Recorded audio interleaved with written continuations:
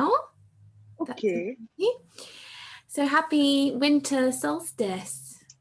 Blessed solstice to you. How's the feeling over there? You've just woken up to it, haven't you? Just woken up, and I just did a really nice meditation, and it feels definitely, well, for me personally, I feel like so much has shifted, and I feel so much more connected to the energy right now. I'm not sure if it's because it's stronger or, I'm not sure why that is, but I can really feel, not like someone's telling me that I should do this. I feel called to do it. Yeah, I get it. Yeah. Well, there's a lot going on. There's a lot going on today. There's the natural solstice window. I'm sure you know all of this. And then there's the Great Conjunction. But that really hits its zenith, my tomorrow morning. So 2:22 a.m. tomorrow morning is when it's the full conjunction. But the solstice window opens in an hour. And then there's this huge ritual with the First Peoples down at Uluru, completing a very, very old ritual of connecting.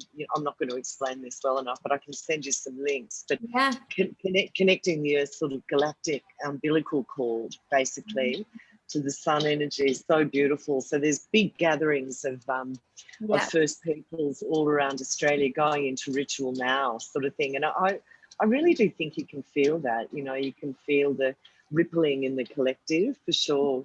One thing that's like changed for me recently, and I guess it's after a recent mushroom trip I did, is I've always kind of heard around this connection to your ancestors and feel their energy and what they would have done. And I kind of knew it in my mind, but I could never feel personal connection. Whereas now I feel like when I go into meditation now, I can connect like as if I'm going back to a past life to them and know how it felt for them when they believed in the act of ritual and meditation. And it's changed it for me completely. It feels so much more meaningful.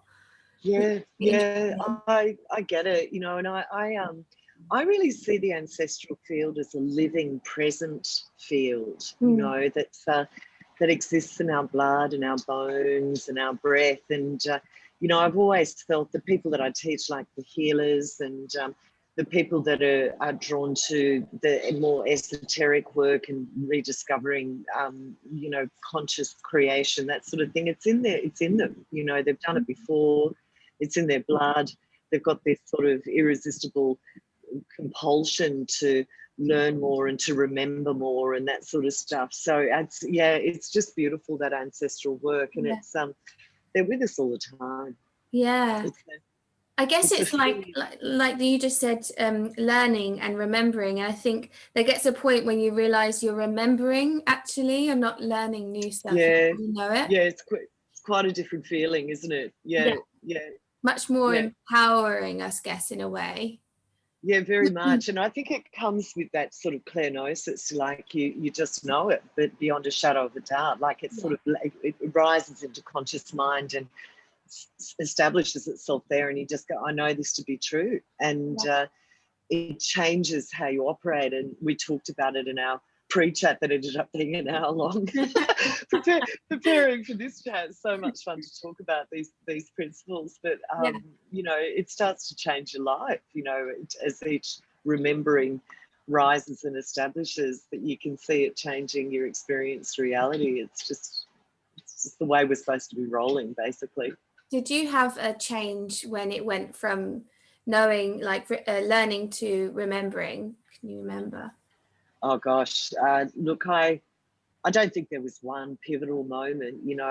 I've always, ever since I was little, I've had the draw to the woo-woo, and so many questions, like insatiable interrogation about what doesn't make sense about the world and me and what I've been told. And ever since I was little, I was remembering, I'm listening to this fantastic audiobook at the moment that I've been tapping into as I've been doing my morning rides to meet the dawn each morning. And it's this, which normally I wouldn't go for. It's a channeled, it's called Jesus, an autobiography. I can't think of the name of the... I love that kind of Yeah, all of that. Unreal.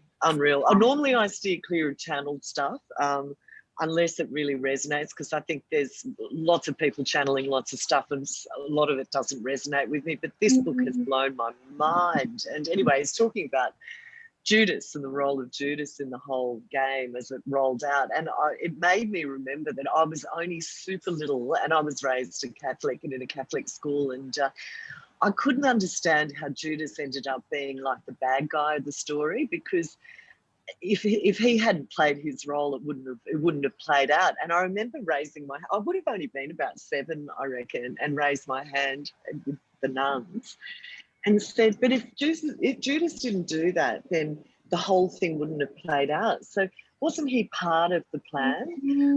To the corner. Again. Yeah. So I always had these kind of questions, So I think I think it's been stirring, like it is in all of us. It's not. I don't think, like we talked about the other day, it's an exclusive sort of privilege or anything like that. Like, we've all been around forever and ever and ever, and we're all expressions of consciousness, and we're all the same. We're all designed the same way, and it's just, I guess, whether you get to point where you start to listen and act on those promptings, and that's what opens the gates up, I guess. Yeah, I remember when I was really young, I've come from a background of a family who aren't religious at all. Yeah, atheist basically, but I was like, when I was really young, said to my mum, I want to become Buddhist, and like just randomly, and it must have been an inner part of me that felt called to something more. And then I tried to become Catholic or Christian in my 20s. I tried to go to these churches where they sing, but I just couldn't resonate with it. And then obviously, so there was something in me that was trying to find my way back to it, but it was finding the right thing that resonated. Like, some things do and some things don't resonate. Yeah, I get that. Like, I guess my searching started pretty early as well. I was raised in the Catholic faith, which I loved. I loved the ritual of it, and the very, very old hymns and the old prayers. I loved the presence of Latin in the Mass, and it introduced me very early to the non-physical realms of angels and saints and avatars and all that kind of stuff, and the messages of kindness and healing and everything were beautiful, but it's still in the exoteric way that it was taught to me, just left so many unanswered questions, like where were the women in the story, and this whole idea of original sin and being born broken, and having to kind of claw your way back in some way, and those kind of things it wasn't enough, but I found my way to yogic philosophy pretty early, and that was fantastic. That taught me about the power of the breath, the power of the energy body, the beautiful, dazzling design of the mind, heart, body, spirit complex, and how we're designed to work with it. That was fantastic. And I found my way to Buddhism as well. I mean, we live in such a privileged age right now where we can access all of the smarts. And I do think each of the sort of big world religions do have beauty in them, and they've got truth in them as well. But you've got to follow your heart. I think the other thing that I guess that I balk with, and I know it works for some people, I'm not berating any spiritual path really. I think it's just fantastic if you're on one. Yeah. and you're searching, but I just really didn't and still don't like the idea of that there's a necessary agency between me and the divine. And that's why I'm so drawn to shamanism, because it's a direct link. Like, there's no requirement for guru or priest or someone who's going to act on your behalf. It's just you and creation. And this appeals to me the most. And that's why I love nature-based modalities the most, because nature's just such a dazzling teacher, and it brings beauty, and it's our life really. We come from it and we're supported by it. So it makes sense to me in the scheme of things that the wilderness has a serious role to play with spirit. But yeah, I mean, I guess nature is, because it seems different from humans, it's not a human, so it's harder for people to maybe resonate with it first. That's where the guru, maybe some people go towards that because it feels more like them. Yeah, possibly. Yeah. But you know what I think that comes down to, though, is that we've got a very limited understanding of what we are. So we think that we're separate. We think we're contained in this skin. Whereas reflected in nature is, I think, more closer to our true nature, that we're all completely interconnected. We're made of big moving fields of the elements. We operate, nature operates in the visible and the invisible, so do we. You know, it's got all different forms of energy and movement in it, so do we. You know, so I think that idea that we're separate from the wilderness is born from a really, really limited understanding of what the human is. I guess that's where the mystical experiences, whether it's through energy healing or a powerful form of breath work, which can get you into that mystical state, or plant medicine, that's, people have to have that. I'm really into giving people the big experience, so that they can really get it. Like, I can explain it through words, but you have to have that out of body kind of experience, don't you? Well, but I do think the end game is to bring it into the body. So, you know, I think kind that's of where out of the head initially, for then you to bring it back to the body.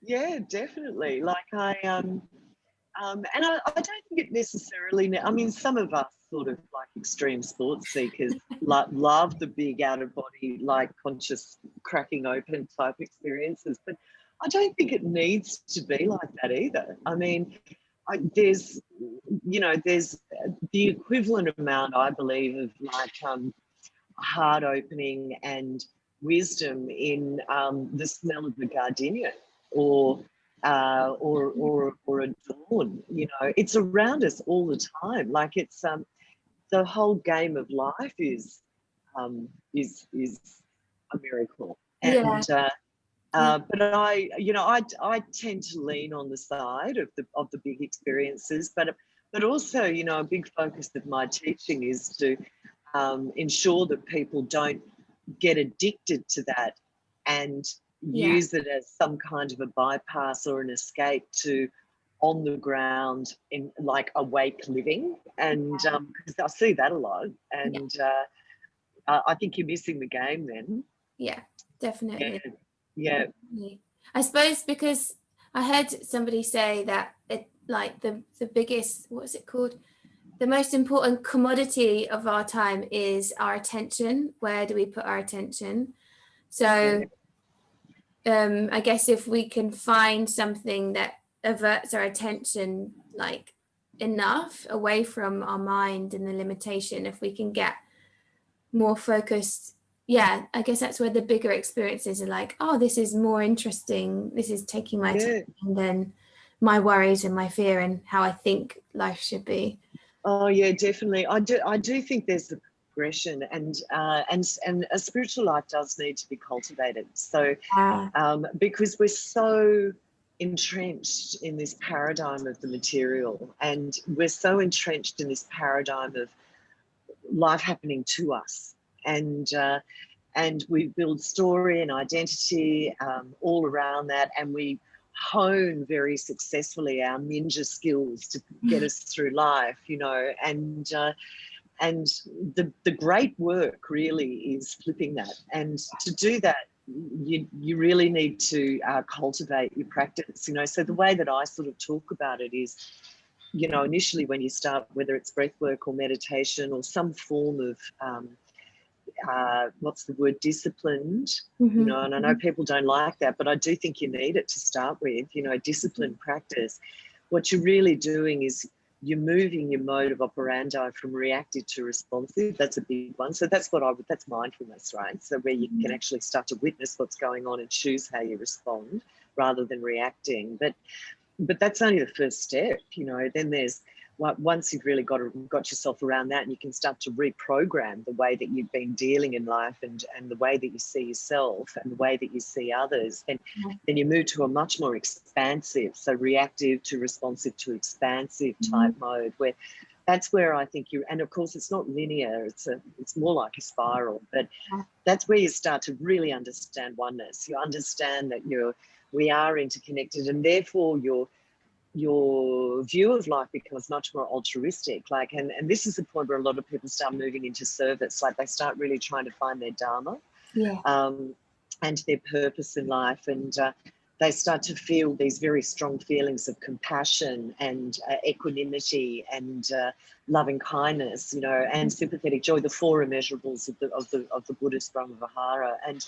But then that's not the end game either. So, from the expansive state, then you can really move into conscious creation, creative. So from reactive all the way through to creative, and that's where you're absolutely aligned with the creative forces of the universe. You're embodied in them, and you start to live the life of your design, and your body's well because the stress circuits are all changed, and you heal, and your presence alone and the way that you're vibrating is at a much different level, and that reorganizes experiences in your relational field around you. And we talked about that the other day. Like, it does start to happen, doesn't it? Like, different people draw in, some people just drop away. It's kind of a natural self-organizing kind of mechanism that happens. So the trick is not to try and change what's out there. The trick is to go in, always go in, because this is the causal principle. The rest is just the effect. And I start doing experiments with myself. I'm like, let me just see if I think about this happening, and then it happens, and then you're just kind of proving to yourself all the time that this is real. Absolutely. And that's good to do that. Every single one of my students keeps a magical journal. Because it's all subjective. Like, we're in a subjective reality. We're experiencing through our subjective lenses, and so keeping a journal, and that's as old as the hills, like the witchy grimoires and Book of Spells and all that kind of stuff. I mean, it had a much deeper psychological impact, in that you're recording what you're doing, and you're putting an objective kind of approach to your subjective exploration, and that's really the only way you can navigate your way through. And also being part of a spiritual community, that's key. So being able to have conversations like this without being burnt at the stake. I have with two friends. I think I told you, maybe it's called the Witches Boardroom, and we kind we kind of try to check in every day, and we talk about this. And sometimes we'll be meditating, but sometimes it will just be like talking about our lives. But for me it's taught me how to not only just think about myself, think about other people more, and have compassion, which is again a really so good for your own growth, to not just get caught up in your own, but realize everybody else has it as well. It's been quite a maturing process for me. It's beautiful. It's beautiful. And compassion, it's got such a high resonance in the heart. Like, we know from the Heart Math Institute and that sort of thing, that Joe Dispenza's work, that those higher states of gratitude, compassion, awe and wonder actually heal your physical heart. Like, they reduce the propensity of heart attacks, they regulate your blood pressure, so they heal your body. And so that alone, I think, is indicating these are the vibes you've got to try and tap. But you can't make yourself feel compassion. I, in my experience, you can't go, right, today I'm going to be compassionate. It's really, again, back to this cultivation of cultivating a different perspective, a different lens on how you see life and others. And then when you're really tapping that perspective of oneness, compassion is the natural result of that. I kind of talk myself through that, because if I can feel that I don't want to be compassionate, I think, well, where does that come from? It comes from because you think that you have to compete with people, or there's a lack in your life, or that you're disconnected. So then I can remind myself that we are connected, and there's no need to compete, there's enough. And So I kind of talk myself logically around it, and then Yeah, perfect. Yeah. That's and then you can switch. Yeah. So you've got a fantastic kind of but the key to that is, being able to sense the dissonance in the first place. And I think a lot of people haven't quite honed that skill. So where you've got enough of a pause point between your center of awareness and what's going on that you can see yourself going into a pattern of comparison, for example, but just to use your example, but envy is another one. Anything where you're in separation will result in a denser vibration, whether that be fear, comparison, envy, jealousy, anger. These are the emotional vibrations that come when you're buying into the belief that you're separate from everything. And if you can feel the dissonance that creates, the drop in your vibe, and then you've got a lovely scaffolding that you can work your way through to flip it, that's fantastic. That's everything that I teach. These tricks, right? These sort of hacks to catch it first, and then to go, well, what else could this be? Because I'm the one feeling this. So what else am I holding here? What's the story under this? And then how do I change that? That's the game. But I think you do. If you do it enough, you actually can circuit break enough of those old reactive patterns that you start operating very differently. And then because you're operating differently, you're manifesting very different experiences. So it gets sweeter. Yeah. It's not as lurchy, It's like anything, when you're trying to change the direction of something from feeling like a victim to feeling empowered, the change of direction is the hardest bit, because you're moving the momentum in the opposite direction. Yeah. It requires way more discipline and energy than once you're kind of already in that direction. In that train. Well, I think as well, if we've got really well laid down reactive patterns, like, whatever it is, there's an addictive quality to them. Like, there's kind of a murky sort of like self-satisfying kind of quality to them as well. And but I think rather than a full resistance to it, it says my internet connection's unstable. Seems to be okay. Rather than can you hear me? Rather than resisting it, I think what's a better move is to work with the Hermetic law of polarity and hold both possibilities at the same time. So you go, I could be really sick right now, and this could be a really important part of my wholeness, and I'm going to hold them both. And if you're able to expand your perspective to hold both realities of spirit and mundane, or shitty and great, you can transmute them. Yeah.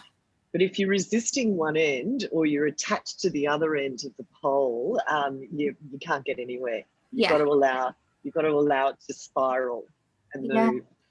So a lot of and that's shadow integration, right? So shadow integration is not so much what a lot of people talk about in the new age scene is, to flood your shadow with light. It's actually to embrace your shadow. It's to get down with your shadow and accept it as equally as sacred as the light side. And in doing that, you can hold them both. I guess it goes back to, the kind of deep programming we've had about through religion around us being broken and naturally sinners. Well, actually the opposite is to realize you're already whole. So even if you have a shadow side to you and a light side, it doesn't have any reflection on you as a whole being. No judgment. Exactly. And I think there is a lot of, and I've had this in the past, if I admit that I have jealousy or anger, then I'm afraid to even admit that it's there, because that means that I'm a bad person. You're right. When you can look at all of it like, I'm really jealous right now. And that's why I think the most powerful mages that I know talk to themselves a lot.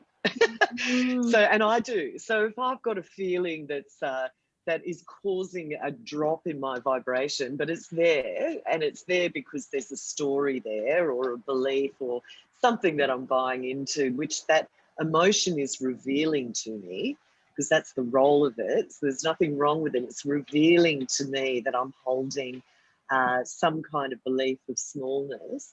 Yeah. I'll talk to myself. I'll go to the mirror and go, "Ooh, you're feeling jealous today, Dani." Yeah. You're so jealous. And I Yeah. immediately, when you name it, it takes the voltage out of it. Yeah. And then you can work with it. You can thank the jealousy. You can go, what are you showing me, jealousy, that I'm unconsciously holding? Fabulous signaling. That was so edgy and crackly. I loved it. Okay, so what do I need to do? You know, and it's a much more fun way to go. Yeah. And also the switch then becomes much more integrated. It can stabilize very quickly. You can dispense with whatever the story is that's generated the dissonance in the jealousy or whatever it is that you're dealing with, you know. So talking to yourself is awesome, and that includes obviously your journaling and talking to your witch's boardroom. That sounds pretty cool. Yeah. I'm in a number of different spiritual groups like that. All of them have got a slightly different feel. So depending on whether I want to go to the hardcore witches or I've got shamanic groups, and all of my student bases are connected in groups as well, and they're vibrant too. It's fantastic. People giving tips on what works for them and what they've read that might help or whatever. So it's really key. Yeah, I think that for a long time I thought that it all had to be, you know, I have to do this all by myself, and to prove that I'm enough, I must do this alone, and you know, some sort kind of status thing, I guess, as well. You know, that's or separation as well. And I've over the last year or two, maybe I've just really worked with myself to find that value in community, because you can't always do it by yourself. And then those times when you don't have as much resolve, you've got those people there to lift you up. Definitely. Yeah. And they're key in, for me, in bringing out my blind spots. You know, so sometimes you think you're on your game, but there's a massive blind spot there that you just can't see, and a good solid community that isn't afraid to call it for you, and where the relationship is strong and beautiful, so you don't take a personal hit, but you go, you know what, God, you're right. That's like gold. That's gold. Sacred, yeah, absolutely. It's so beautiful, but it's quite rare to find that. But what I've found too in my travels is when I put out the call to spirit for community, it's the quickest manifestation there is. So when I put out a call for enablement for community, for in a movement in my relational field that can help me work through whatever my spiritual inquiry is, it's the quickest, the field responds the most quickly when I call for enablement. It's really interesting.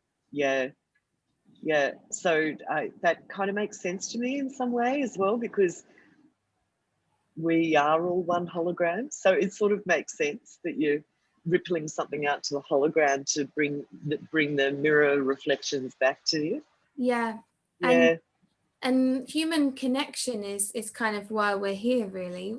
In one of the main things, isn't it? So then it would make sense. It would be very supportive of that, of human connection. Interesting. Yeah, it's beautiful. I love the sound of your inquiry and your process too, Alice. Thank you. It's really good, you know. And so I'd say the other thing that's really important too is just to stay playful. You know, like it is a game. It's a game, right? And I know that might be difficult for some people to get their head around, especially after this year and with the threat of COVID and all the political bullshit that's going on. And it's been a very confusing year for a lot of people. But then there's a lot of other people that have really put the year to really good use, you know, and gone in and decided that they weren't going to live the way they've been living up until now. They've really woken up to the impermanence of life and the beauty of life, and you know, gratitude and awe and that sort of thing. And you do need that that pressure, don't you? For change, you need pressure. Yeah, I think you do. Just Yeah. like those dissonant emotions, you know, you need those emotions of anger or jealousy or reactiveness to show you that there's something for you to explore. Otherwise, we'd all be just cruising in vanilla, and that's no fun. Yeah, no, exactly. And that's what we're always kind of looking for that anyway. When we do things like self-sabotaging actions or be dramatic, it's because we're looking for that juice and fire, and actually you can find it in other ways. I found that one of the things I was saying to my friend yesterday was, you know, there's so much going on between there's two really strong parties of, is this conspiracy? No, it's not. And I'm kind of trying to stay in the middle and be aware of both of them, obviously, and listen to both people, everybody's, because I don't know, we don't 100% know everything, you know, only what we're told, but to focus more on how can I stay sovereign, how can I stay in a good vibration, and how can I positively impact the people around me, no matter what's going on, and actually use this time for benefit, like you said.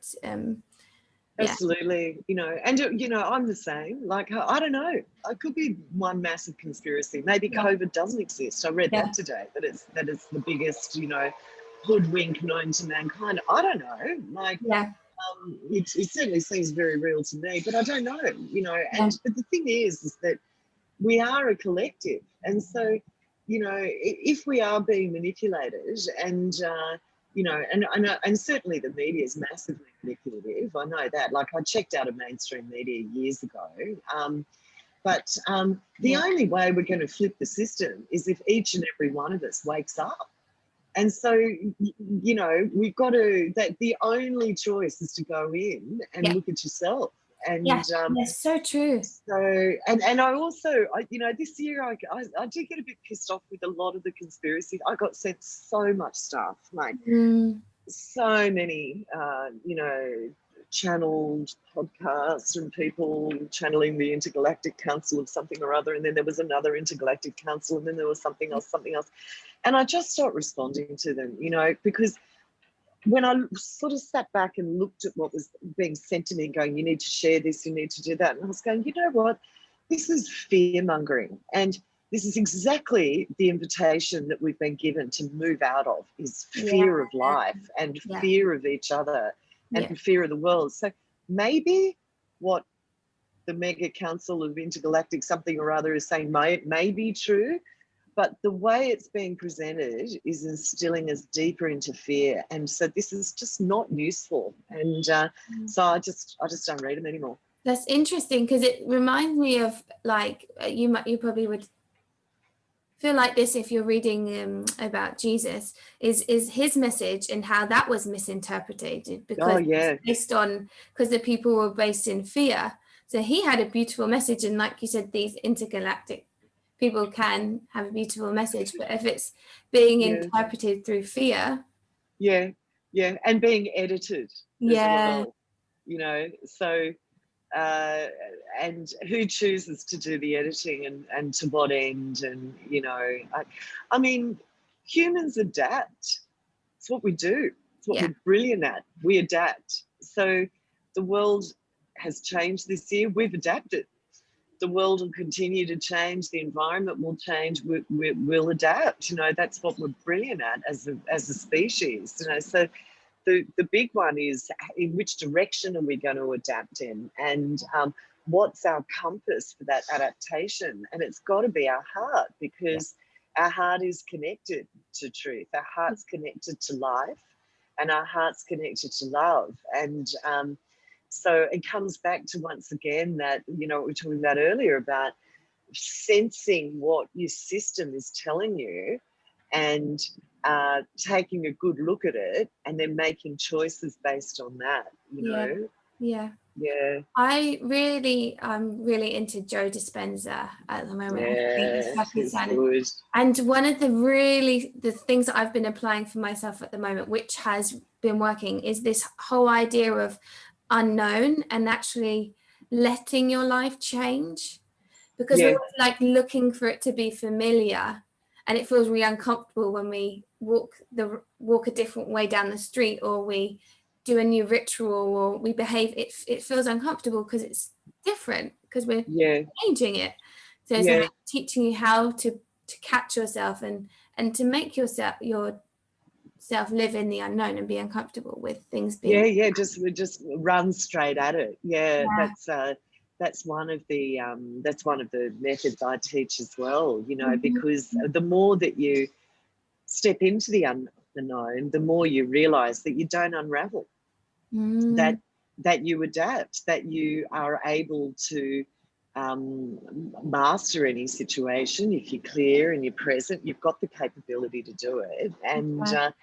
And the more you do that, you deprogram again this idea of this sort of innate fear that something's going to happen to us. Yeah, because we're creating it. So if you're creating stuff from fear, you'll experience fearful experiences. If you're creating something from playfulness and love and service, that's what you're going to generate, you know. So it steps you there eventually. But it is about circuit breaking these you know, this patterned reactive behavior, for sure. And this resolve that no, I want to live differently, have to eventually find that resolve of I don't want to do it anymore. I want to live a different life.